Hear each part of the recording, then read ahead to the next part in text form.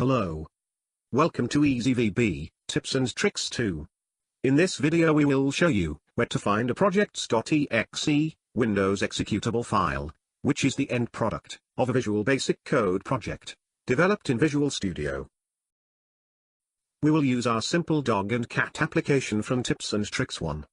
We changed the name of it now to Dog Cat Viewer, for the purposes of this video. To find the .exe file, open File Explorer, navigate to the Project Solution folder, and open that up. You will find another folder and a .sln Visual Studio's solution file. Open up the folder. You will find 3 more folders and 6 more files. Go to the top folder named bin, and open that up. We have yet another 2 folders named debug and release. Open the debug folder. There are 4 files in the debug folder. The top one has extension .exe, and this is what we are looking for. This is the product of the project. This is the Windows executable file of the project that should run on any Windows PC.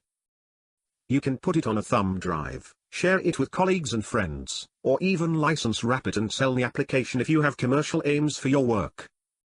As a test, we will copy the .exe file and paste it to the desktop.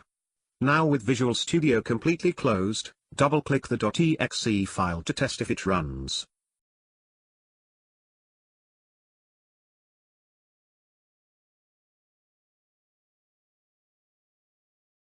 It runs fine.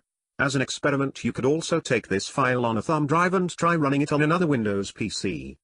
It should run without any problem, provided the PC has a compatible version of the .NET framework installed. A final tip regarding the .exe file. It is a good practice when developing any larger applications, to create a shortcut for the .exe, and paste the shortcut to the desktop.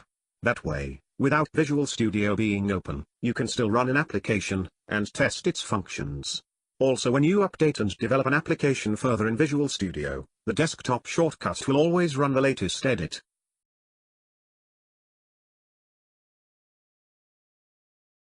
Thanks for watching.